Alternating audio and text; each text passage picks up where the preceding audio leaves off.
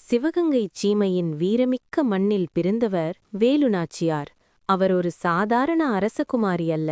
சிறுவயதிலிருந்தே வாழ்வீச்சு, சிலம்பம், குதிரை சவாரி, வில்வித்தை, போர்த்தந்திரம் என அனைத்திலும் தேர்ச்சி பெற்ற அசாதாரண வீரப்பெண். அறிவிலும் ஆற்றலிலும் சிறந்து விளங்கிய அவர் பின்னர் சிவகங்கை மன்னர் முத்துவடுகநாத தேவரை திருமணம் செய்து கொண்டு அரச குடும்பத்தின் மரியாதையோடும் மக்களின் நலனில் அக்கறையோடும் வாழ்ந்தார்.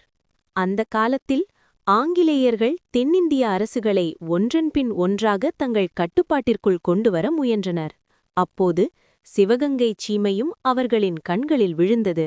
காளையார் கோயிலில் நடந்த கடுமையான போரில் மன்னர் முத்துவடுகநாத தேவர் வீரமரணம் அடைந்தார். கணவரை இழந்த அந்த துயரம் வேலுநாச்சியாரின் இதயத்தை நொறுக்கியது. ஆனால் அவர் உடைந்து போகவில்லை.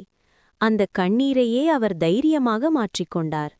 அந்த வேதனையையே அவர் பழியாக அல்ல, போராட்டமாக மாற்றினார். மருதுபாண்டியர்களின் உறுதியான துணையுடன் வேலுநாச்சியார் பாதுகாப்பாக வெளியேறி சில ஆண்டுகள் அமைதியாக மறைந்து இருந்தார். ஆனால் அது பயந்த ஓட்டமல்ல, அமைதியான தயாரிப்பு.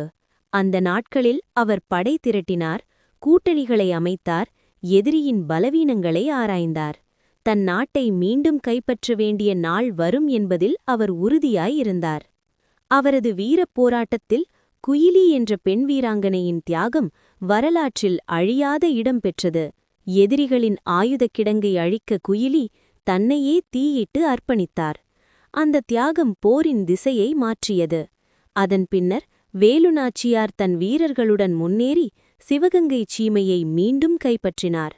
இவ்வாறு ஆங்கிலேயர்களுக்கு எதிராக ஆயுதம் ஏந்தி போராடி வெற்றி பெற்ற முதல் இந்திய ராணிகளில் ஒருவராக அவர் வரலாற்றில் நிலைத்தார்.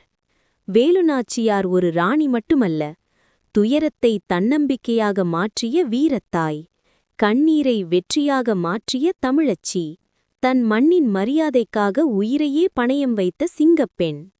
வேலுநாச்சியார் வாழ்க்கை நமக்கு சொல்லும் பெரிய உண்மை இதுதான். ஒரு பெண் மனதில் உறுதி இருந்தால் அவள் தனது வாழ்க்கையையே அல்ல, ஒரு நாட்டின் வரலாறையே மாற்ற முடியும்.